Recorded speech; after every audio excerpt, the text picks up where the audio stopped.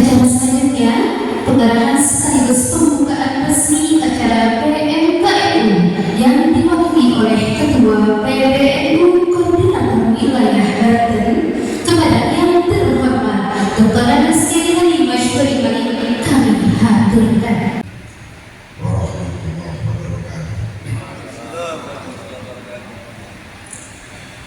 Bismillah, alhamdulillah. Alhamdulillahilladzi man tawakkala ilaihi bi sidqi yadihi kafah wa man tawassala ilaihi bi ikhlasati hatihi qarraba wajadah wa bi khamisi hadihi ya Allah sallallahu wasallam ala sayyidina Muhammadin wa ala alihi wa sahbihi wa man hafadha dinahu wa jahada sabihi wa ulama ba'd. Saudara muhtaromin, para alim ulama, yang pertama yang saya muliakan Dr. Kiai Haji Mifta Fakih, Ketua PBNU. Jadi kalau di PBNU itu ada ketua tua, itu saya, ketua tua.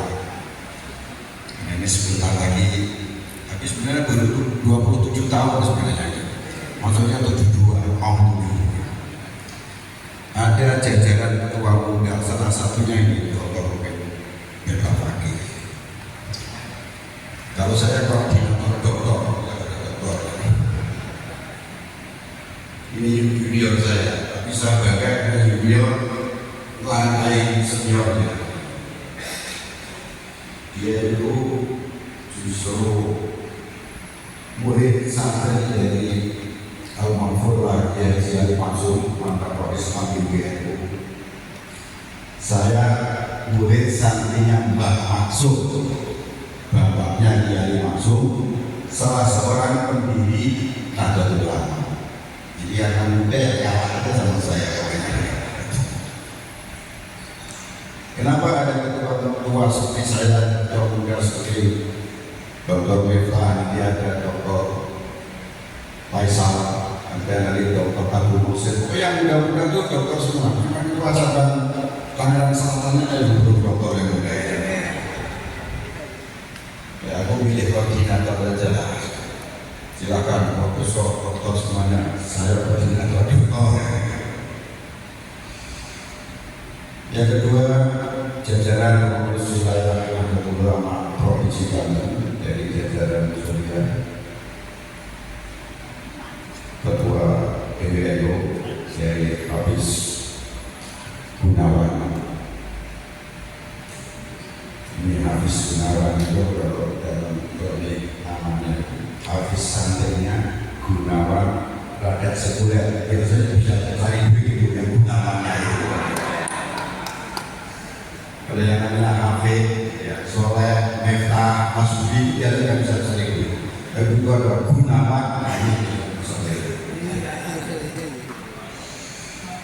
Jajaran Surya, ada Yai Aktif, dan seluruh peserta pendidikan menengah kepemimpinan Nahdlatul Ulama. Ini yang kedua.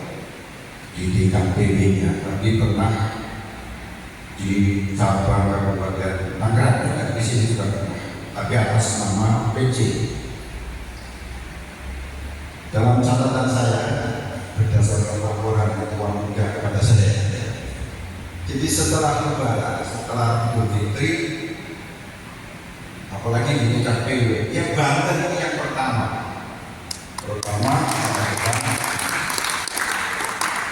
itu Gunawannya itu nanti yang karena kalau PMKNU baik PW maupun cabang itu mesti jangan dananya mana. Kalau masuk itu paling mau PMKNU itu mesti dananya di mana. Dan itu sound system yang awal-awal agak macet itu lakukannya begitu. Karena biasanya itu jadi fasilitasnya nggak kuat nyewa. Nah, ini namanya udah dapat OE, asrama, aula dan seterusnya. Ini kerjaannya Gunawan, bukan kerjaannya Kiai Hafiz. Nggak tahu hijau bukan itu.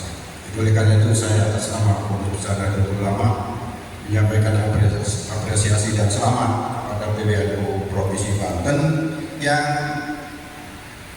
memulai pendidikan PMKNU ini pertama sesudah Idul Fitri. Mudah-mudahan mendapatkan keberkahan dan seterusnya. Hadirin hadirat, para kiai yang saya muliakan, berbicara tentang PMKNU tadi juga sudah disinggung oleh Ketua PWNU, tidak bisa lepas dari berbicara kaderisasi tingkat dasar. Makanya betul tadi statementnya bahwa yang PCNU udah urusin aja PDP KPNU-nya, tidak perlu tiap hari kan gitu kan. Tiap hari atau tiap minggu atau tiap bulan itu domain PCNU, udah benar itu. Nah dia mau ngambil PWNU-nya, udah PCNU nanti tinggal nagihin aja ke PWNU. Jadi yang kedua, yang ketiga kapan, yang keempat kapan itu. Jadi kalau Kiai Abdullah Mas'ud ini belum bisa melaksanakan, udah tagih aja PWNU yang ngajakan. PWNU ini tanpa PCNU yang nurut. Jadi oleh karena itu sekali lagi kami mengapresiasi dan selamat. Jadi saya ikut bangga karena saya kebetulan Korwil Banten. Jadi saya bisa saya pamerkan dengan PWNU yang lama. Paling tidak Korwilnya siapa kan gitu kan.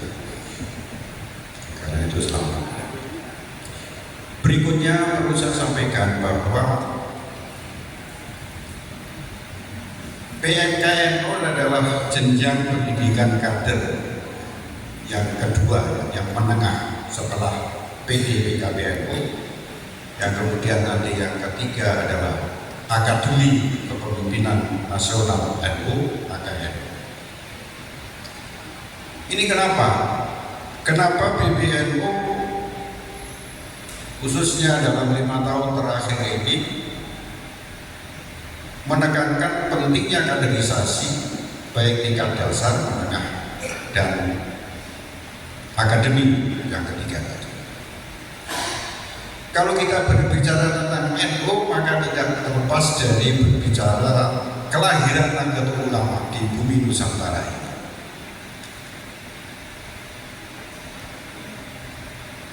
Kita pernah dengar ada NU kembali ke Hitoh dan sebagainya. Itu adalah saya selalu menyampaikan bahwa 30 tahun pertama setelah lahirnya Nahdlatul Ulama 1926, di mana pada saat lahir didasari dengan kebutuhan umat, kebutuhan jamaah, kebutuhan warga, kebutuhan muslimat di Nusantara ini terhadap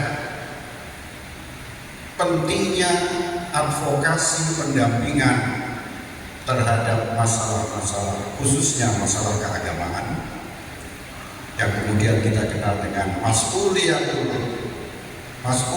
diniyah, dan yang kedua adalah masalah-masalah yang menyangkut nasionalisme, kebangsaan, kemasyarakatan, yang kemudian kita kenal dengan mas'uliyatul ijtimaiyah.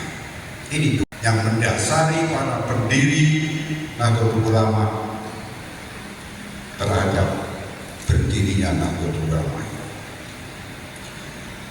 Kenapa? Yang pertama dalam hal masalah keberagamaan.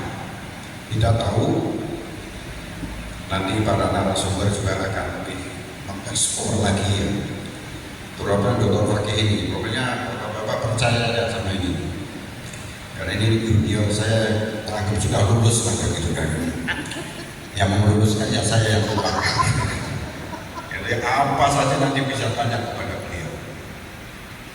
Jadi tuntutan keberagaman diniyah, karena didasari pada saat itu warga atau umat Muslim di Nusantara ini ada beberapa hal-hal yang dihadapi, ada keresahan yang dihadapi terhadap aliran-aliran yang bermacam-macam, khususnya yang sumbernya yang datangnya dari Timur Tengah.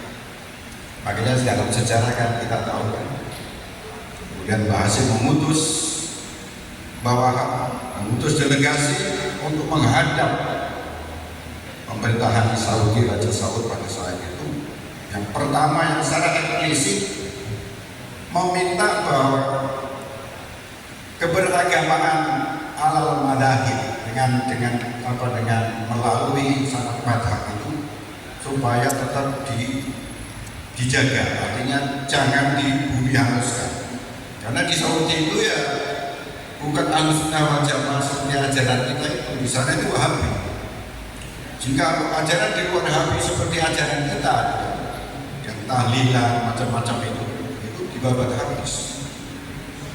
Dan bahwa atas nama tokoh-tokoh calon NU pada saat itu, karena belum ada NU, datang ke Saudi meminta agar pemerintah Saudi menjaga, memelihara adanya madhahib, sanad madhahib. Akhirnya direspon positif oleh pemerintah Saudi pada saat itu. Itu yang pertama. Sehingga kemudian Islam Ahlussunnah wal Jamaah yang menjadi mainstream keislaman di Nusantara ini bisa berjalan dengan baik. Yang kedua ada mas'uliyatul istima'iyah. Jadi ketika tahun 1920, 15-20, pokoknya sebelum ada NU 26, di kalangan tokoh-tokoh NU, Hasyim, Wahab, Wabisi, semua tokoh-tokoh Nahdlatul Ulama, para alim ulama, para masyayikh merasakan adanya sebuah keresahan yang mendalam. Kenapa? Karena umatnya, rakyatnya, manusianya yang ada di Nusantara ini belum punya sebuah negara bangsa.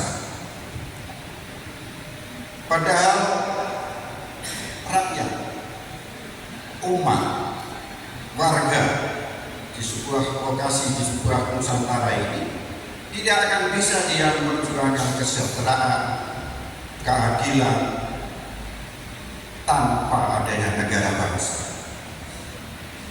Dalam rangka menjaga bagaimana tertibnya hukum, bagaimana tertibnya pendidikan, bagaimana tertibnya dalam beragama, tidak bisa tidak harus punya negara bangsa, harus punya pemerintah. Ini yang menjadi concern. Makanya tahun 14, tahun 16 bahwa harus gregetan sekali sudah. Gregetan kemudian mengarang sebuah lagu yang tadi kita katakan bersama Yahya Kurator. Jadi ketika itu dikarang oleh Wahab, belum ada ini republik ini belum ada, tapi Wahab sudah mengatakan wahai bangsa, dalam balado ini tadi adalah itu namanya intayakun, untuk keyakinan bahwa saatnya harus ada negara bangsa. Makanya sudah sampai ya dalam waktu bila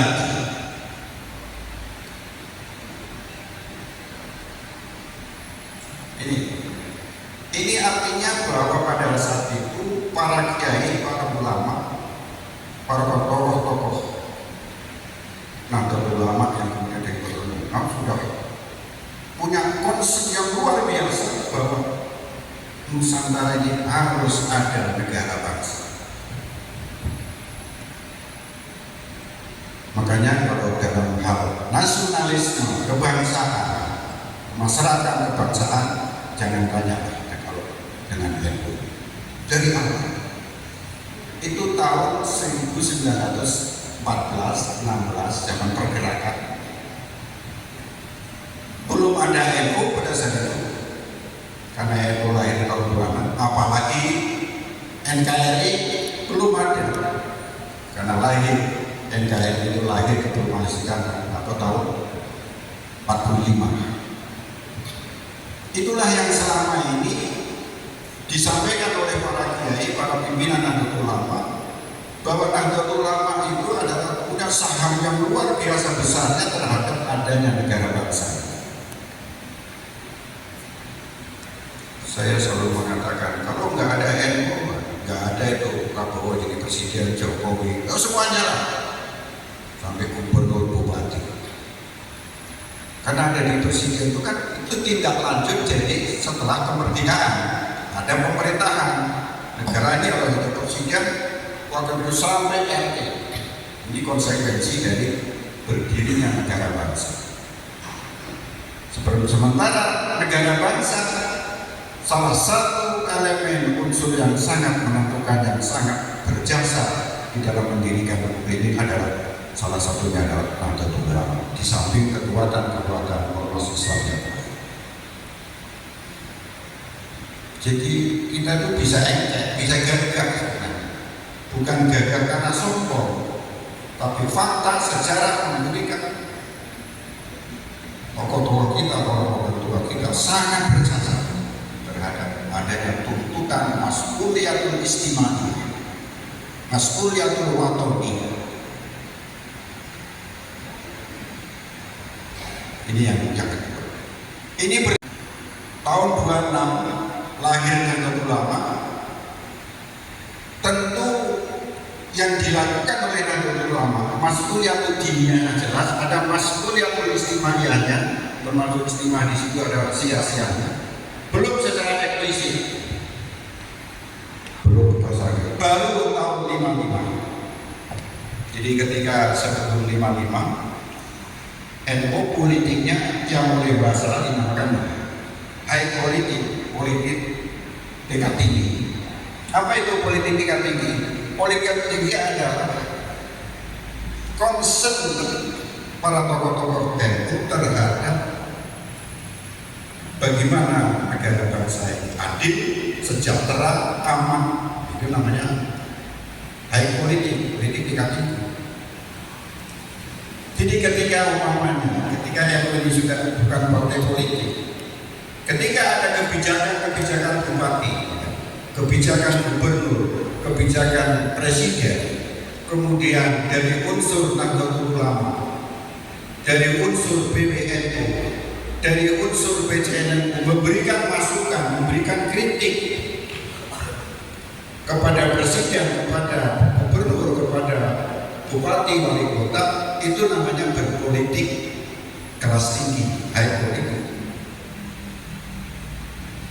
Jadi Kiai Haris ada apa-apa kebijakan gubernur yang dibangun kira-kira nyimpang, yang tidak akan mencapai kesejahteraan, kemanfaatan, kemaslahatan rakyat, dia tampil, dia kasih masukan kepada pemerintah provinsi. Begitu juga kabupaten Tangerang, Cirebon, Serang dan sebagainya. Ketika kita menghadap kepada gubernur, kepada wali kota, kepada bupati, baik itu berupa kritik maupun masukan-masukan, itu namanya kita berpolitik. Berpolitik dan dalam kategorinya adalah kategori berpolitik tingkat tinggi, high politik. Nah, NU berpolitik tingkat tinggi ini berlangsung kira-kira 30 tahun. Jadi mulai tahun 26 sampai 55. Ini berapa tahun itu? Kira-kira 20-30 tahun. Jadi kalau ada bahasa kemarin tahun 84 kembali kepada hitoh bermana, maksudnya itu NU yang dalam posisi ngurusi masalah-masalah kemasyarakatan istimewa, yang isinya di situ istimewa itu ada pendidikan, kesehatan dan sebagainya, dakwah dan masalah-masalah diniyah yang menyangkut keberagamaan umat Islam, khususnya warga Nahdlatul Ulama. Ini berjalan. Baru ketika Republik ini melaksanakan pemilu tahun 55, pemilu pertama, kita merdeka 45, kemudian konsolidasi negara bangsa, baru melaksanakan pemilu tahun 55. Dimana pada saat itu NU masih dalam posisi belum sebagai partai politik sebelum 55. Dia masih masuk dalam kelompok Marxis Maklah Indonesia yang kemudian jadi korpus keluarga. Baru tahun 55 Nahdlatul Ulama ikut pemilu dan mendapatkan suara 18,9% secara nasional. Itu pemilu yang pertama, pemilu yang paling bersih, pemilu yang paling luar biasa. Karena setelah pemilu 55 itu, wah itu 55. Dan Banten, dulu ini masih cabang, ikutnya provinsi Jawa Barat. Saya tuh ingat itu dari tahun 80-an, kemudian tahun 90-an. Saya itu 95 sih, itu jadi ketua cabang tahun 96 itu. Itu kalau rapat koordinasi ya kamu segala apa itu yang paling jauh kan cabang sini, cabang Serang ini, cabang Banten. Tapi anehnya, saya kan dari Bekasi ke Bandung.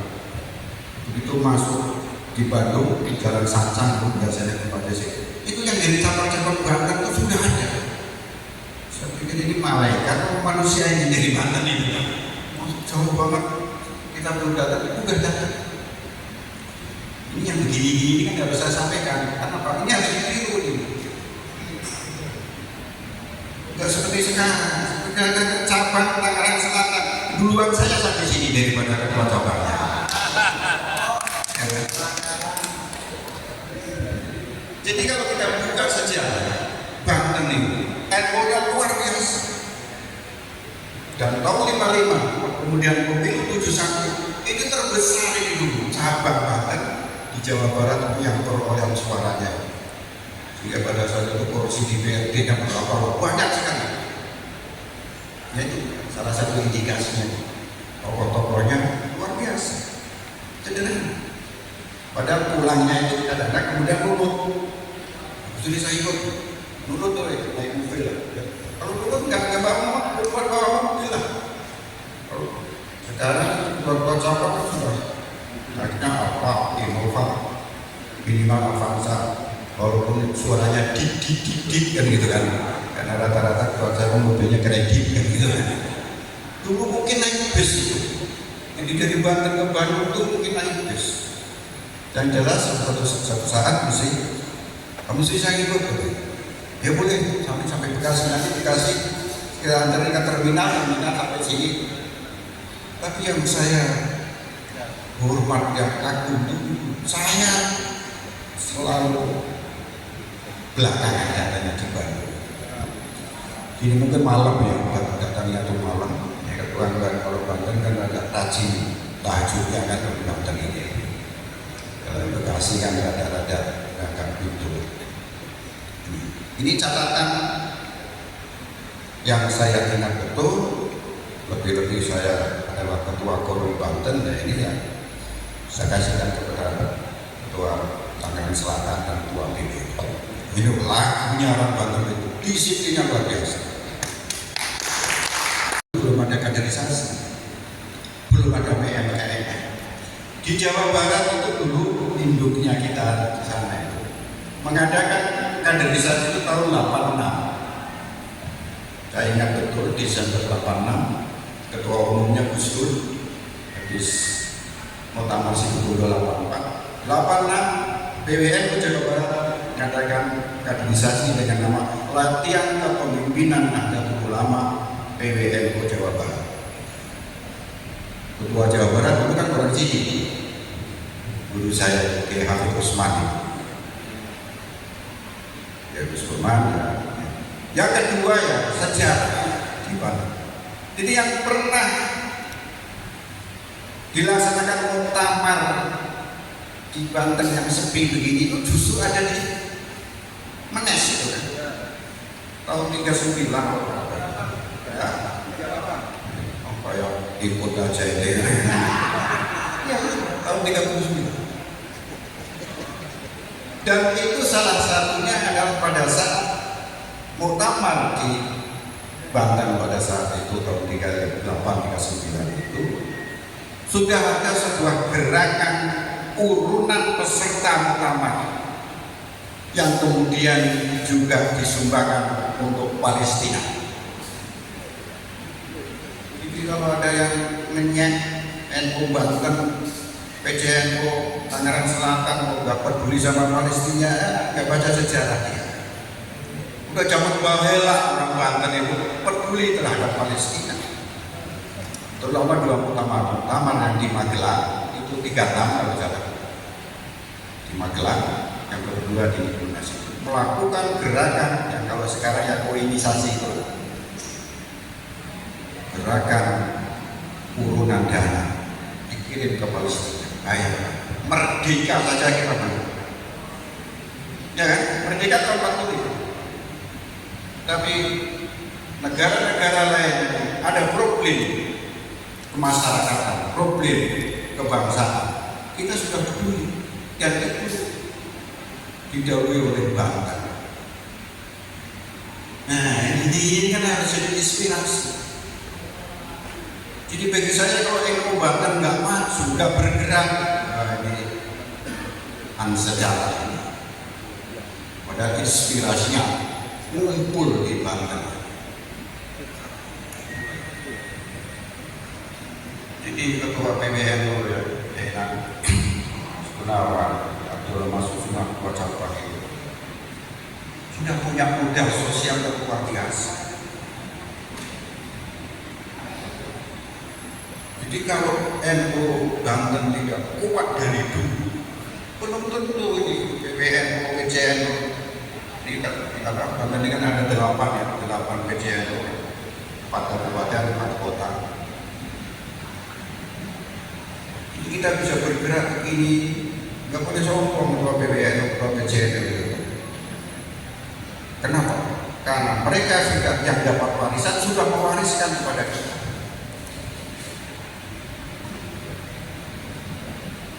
Saya dengan Dr. Mirfador keliling kemana-mana ini, dari mulai Kalimantan sampai daerah Papua macam-macam. Kita tahu persis izinnya itu mungkin kalau kita bandingkan dengan MWC kita jauh. Kenapa? Karena mereka memang tidak punya modal sosial, belum diwarisi modal sosial seperti di Banten ini. Itu pun harus pakai ngambil kader-kader yang dari Jawa, yang dari Banten.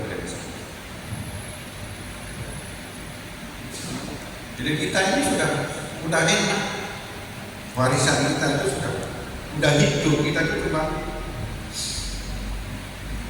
Makanya ketika kemudian 30 tahun yang pertama kita tanggung jawab kita adalah stressing kita adalah masalah-masalah keagamaan dan masyarakat. Kemudian setelah tahun 55, sebelum tahun 55 menjelang pemilu 55, NU menjadi partai politik.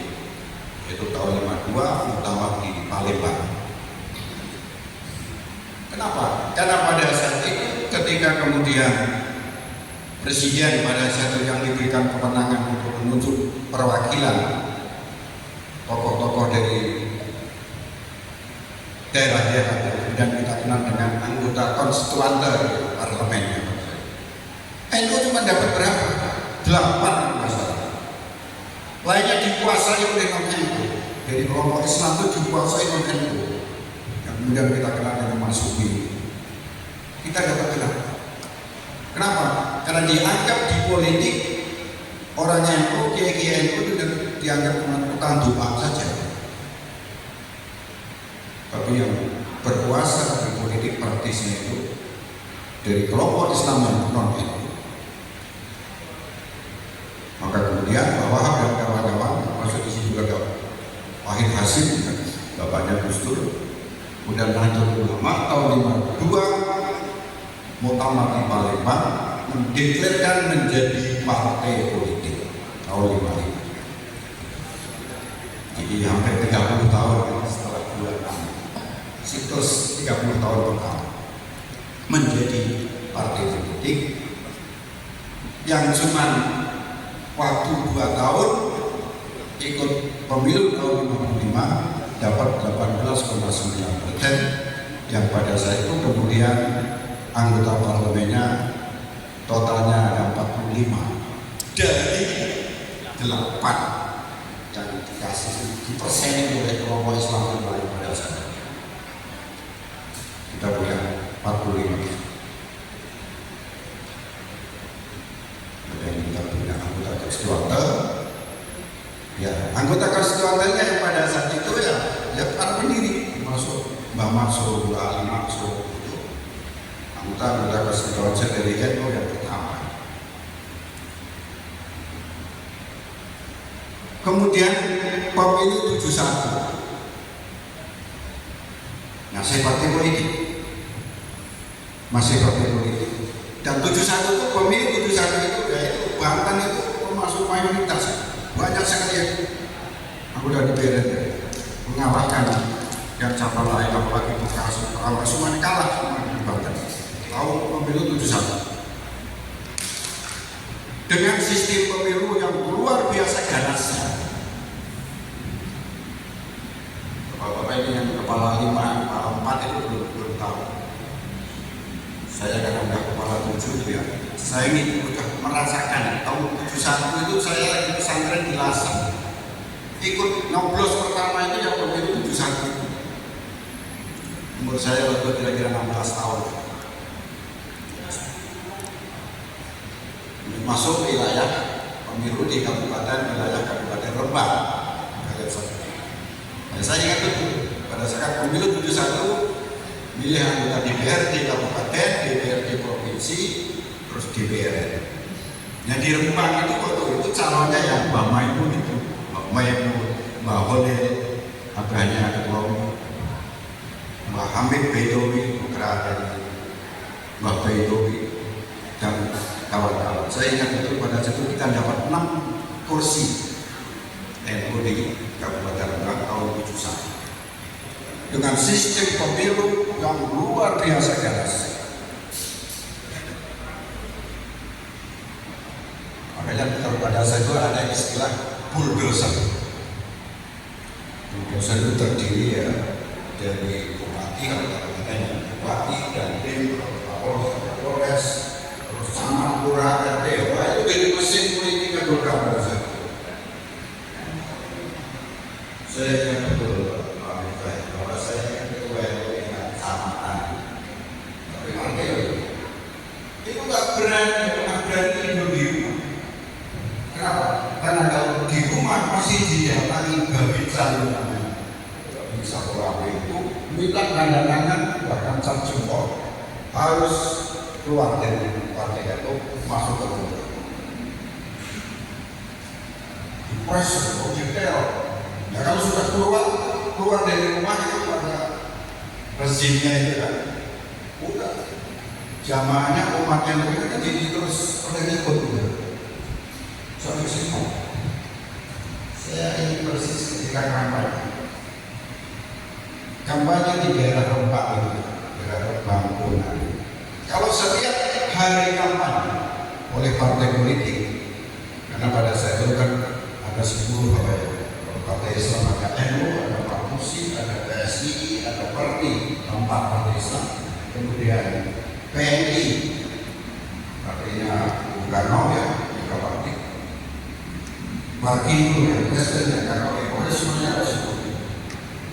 Setiap giliran kampanye bisa melakukan lingkungan. Itu aparat operasi. Semua pengusaha mungkin kalau Cina-Cina bisa. Nggak boleh menyewakan mungkin disewakan oleh peserta kampanye malam. Dibiru di sini. Ketika kampanye dilakukan berulang, semua santri yang dari sarang juga begitu. Nggak boleh melakukan tidak. Nggak boleh. Jalan kaki.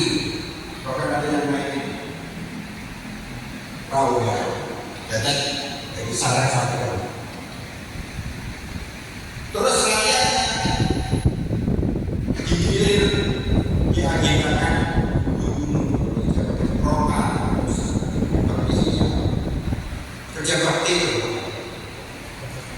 desa-desa kita ini kan bersih,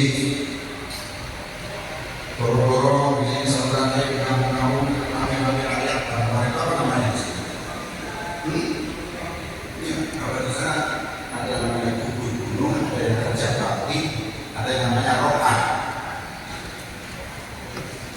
Itu dia agenda roka, sehingga semua rakyat nggak boleh, kan? Otomatis nggak bisa kan mengunjungi di lapangan ada kampanye itu, karena dia harus kerja bakti. Tapi yang namanya santri kan akalnya macam-macam. Saya ingat betul pada saat itu MC-nya kampanye NU tahun 71 pakai telepon gitu kan, itu masih umur 20-an gitu. Sampai banyak. Tapi Bapak campur dengar suara saya, tidak ada orangnya.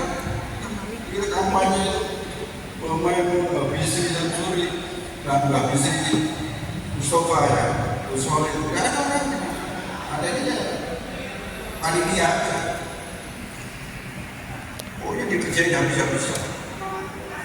Bahkan di daerah Pantura itu banyak kiai-kiai yang ada yang cepurin sumur sekali di daerah Brebes karena motor nggak mau masuk. Itu dimulai NU sebagai partai politik tahun 55. Terus jalan Orde Baru. Orde Baru juga Nahdlatul Ulama itu andil yang luar biasa karena didahului dengan pemberontakan G30 SPKI tahun 65. Itu NU juga luar biasa. Tapi begitu negara ini menjadi direformasi menjadi Orde Baru, NU-nya ditinggal, makan sendirilah oleh rezim. Itu 55, 71, kemudian kita muktamar Desember tahun 71 di Surabaya setelah pemilu. Setelah pemilu 71, pemilunya kalau nggak salah bulan Juli, kemudian muktamar NU di Surabaya akhir Desember. Ketika mendatangi muktamar tahun 79 atau tahun berapa itu berarti? 71 tahun 71 sesudah pemilu. Banyak cabang-cabang, banyak kiai-kiai yang hadir di muktamar yang fisiknya itu pada cacat karena akibat penganiayaan pada saat pemilu 71. Ada yang menganiaya tinggal satu, sehingga pada saya pun di dalam pemandangan umum tahun 71 cabang-cabang menuntut BBM supaya melakukan langkah ini harus bertanggung jawab. 71. Tapi pada saat itu ada tokoh besar, kunci besar di BBM yang namanya HM Subhan ZE. Jadi dulu di BBM itu Pak, pimpinannya itu cuma 5, ketua umum, ketua 1, ketua 2, ketua 3, ketua 4, jadi cuma 5 ini. Kalau sekarang kan banyak dulu belum ada wakil ketua. Jadi ketua umumnya adalah Kiai Haji Idam Halil, ketua satunya Subhan ZE. Kalau ada yang belum kenal Subhan ZE, yang mudah-mudahan harus browsing itu siapa Subhan ZE, karena itu jadi inspirasi tokoh NU, tokoh muda NU yang luar biasa. Ketua 2 Kiai Haji Ahmad Saiku yang kemudian mendirikan Alhamdulillah di Depok itu. Ketua 4 Haji Imron Sadi SH dari Kuningan, Jawa Barat. Itu aja Bu. Kiai Haji Idam Halil, Pak Subhan, Kiai Haji Ahmad Saiku, Bapak Imron Sadi. Yang satu lagi Jamaluddin Malik, bapaknya Kamelia Malik, bapaknya Aman Albar. Dia dari tokoh NU yang dari seniman budayawan. Jadi 5 tahun 71. Kemudian muktamar berikutnya tahun 79, agak nggak persis 5 tahun karena banyak masalah-masalah. Apa salah satu masalahnya? Salah satu masalahnya di dalam tenggang 71 itu ada gegeran pada saat itu. Apa salah satu gegeran? Ketua satu yang namanya HM Suhansel dipecat oleh Surya PBNU pada saat itu. Makanya kalau NU itu kemarin gegeran, saya termasuk orang yang santai-santai saja. Saya selalu doktrinnya kan ketua muda saya itu adalah iman saja. Iman gimana gitu? Lo udah protes, maksudnya jangan diam aja. Iman saja. Iman NU akan selamat, PBNU akan selamat. Gak bisa begitu, kok marah aja. Jadi saya kalau sama dia itu sudah sangat dekatnya, saya karena dia mudah berani marah juga ke saya. Ya saya juga kadang galak juga kepada dia. Sehingga saya dengan dia tidak dan sakoto ada. Karena saya dekat sekali, saling mencintai, saling kasih. Akhirnya kurang ajar, dia juga kurang ajar juga ke saya. Tapi bukan apa-apa, bisa bersyukur karena dia begitu dekatnya sama saya, makanya dia kurang ajar. Saya katakan kepada yang udah kita ikut iman gimana ini? Iman NU akan selamat, PBNU akan selamat. Juga kan dari dulu sudah pernah dari 5 kali suksesi ya begitu. Tiap 5 tahun itu mesti ada itu diuji. Mesti ada musibah. Kemarin itu luar biasa, terlalu mahal itu tidak bayarnya. Jadi kalau tadi ketua PBNU mengatakan tidak melok-melok ya, oleh kita kayak itu udah benar sebenarnya. Udah benar. Nah itu terjadi kalau 71 ada salah seorang ketua satu PBNU yang paling populer pada saat itu dipecat. Tapi kemudian tidak jadi. Karena kemudian kiai tua langsung kawan-kawan butuh tangan, akhirnya udah Islam udah lebih baik.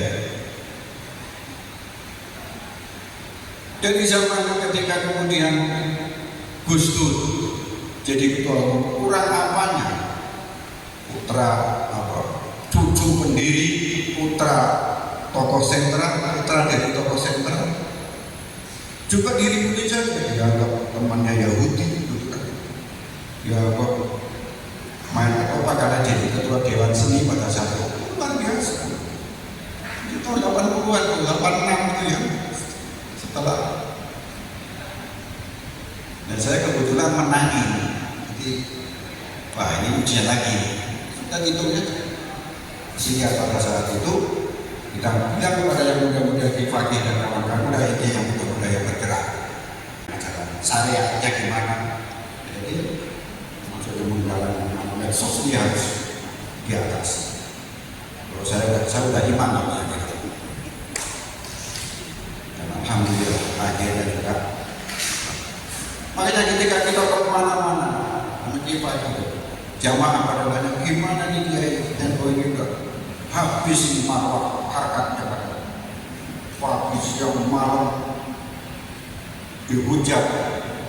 Bukan saja orang luar, bahkan orang dalam keluarga NU, bahkan tokoh NU ikut menghujat kan kemarin itu. Bahasa sekarang NU dan marwahnya habis. Mesti yang jadi yang merahnya mesti PBNU, gara-gara komen yang macam-macam. Mereka kata ini apa? Saya kata ini bukti bahwa Nahdlatul Ulama adalah organisasi yang besar. Makanya tiap hari pagi sore malam dibully, difitnah. Kalau organisasi kecil apa untungnya? Nggak ada. Coba satu tunjukkan mana ormas mana selain orang yang dibully, habis hampir tiap hari malam siang. Kalau saya sudah kedua aja, dia aja harus nonton aja. Ini bukti bahwa Nahdlatul Ulama besar. Makanya banyak yang karena yang akan yang mikir itu dapat manfaat juga, baik dari internal Nahdlatul Ulama maupun dari eksternal yang punya kepentingan politik. Yang dihubungin, yang dinyirin NU yang besar, ya kan ini yang dinyirin itu kan jadi besar, dikenal orang. Siapa itu? Siapa itu? Besar dia.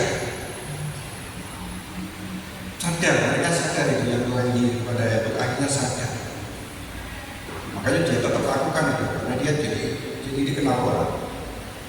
Itu saja hiburan saya. Karena setiap 5 tahun sekali pasti NU itu diuji. Ada musibah. Mana yang berat sekali. Kemarin itu masuk yang berat sekali. Dalam bahasa saya Pak Rudi, ujian atau musibah mahal sekali. Ini 30 tahun kan. 30 tahun yang kedua berarti tahun 55 itu 52 sampai 82 83 didahului muktamar di Semarang tahun 79. Ini saya kasih tahu. Di muktamar 79 Semarang itu sudah ada pikiran-pikiran bahwa NU itu jangan jadi partai politik. Itu mulai muncul tahun 79. Tokohnya siapa? Antara lain Gus Dur, Pak Jawa, Saifuddin, Mahfud Junaidi, yang pada saat itu tokoh muda semuanya. Zamroni.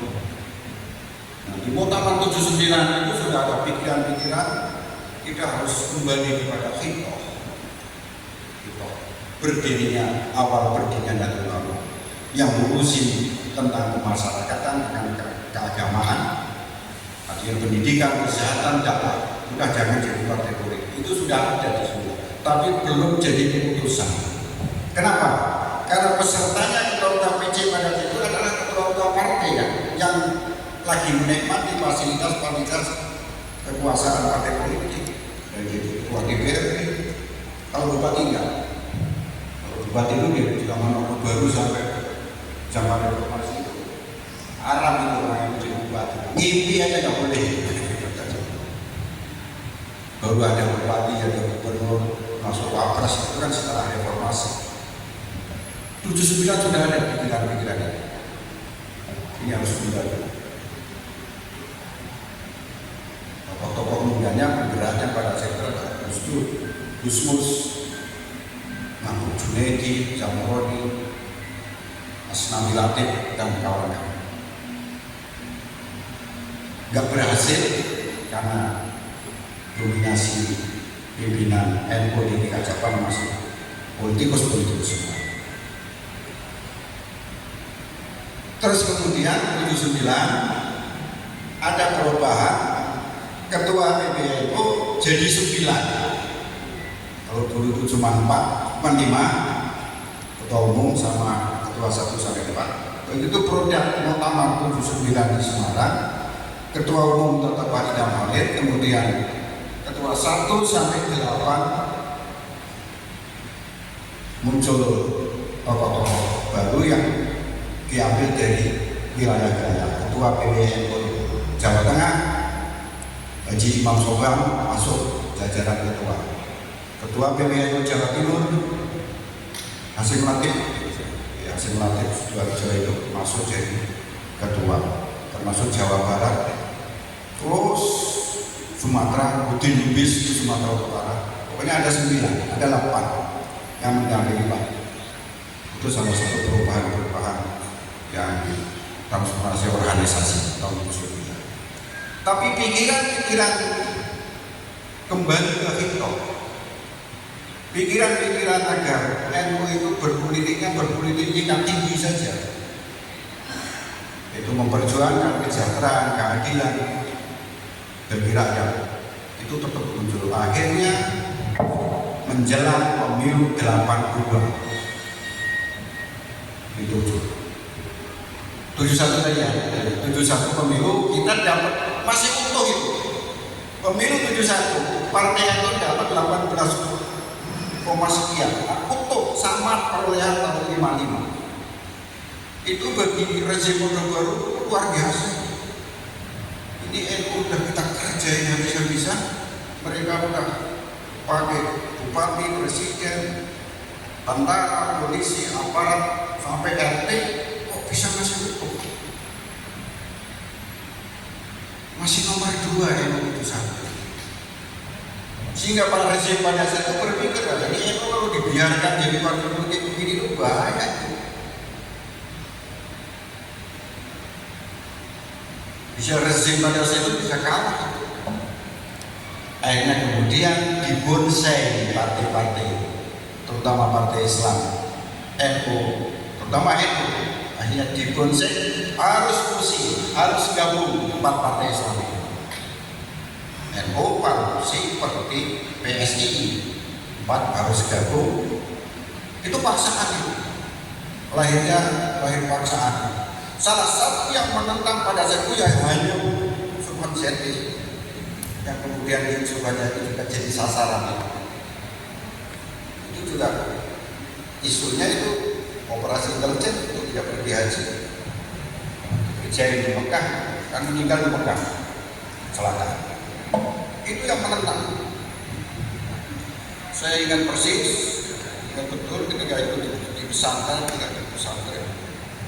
oleh Mbak Masuk, Pak Subhan suruh kasih ceramah kepada santri bagaimana politik ke depan setelah mulai pertama pemilu, setelah pemilu susah. Pak Subhan sudah menggambarkan peta politik Indonesia ke depan. Persis ini lagi kan begini. Mau menggunakan aparat mulai dari bupati, gubernur sampai ke bawah. Terus nanti sistem politik itu sudah diprediksi oleh Pak Subhan pada saat itu dan benar. Makanya beliau yang menentang betul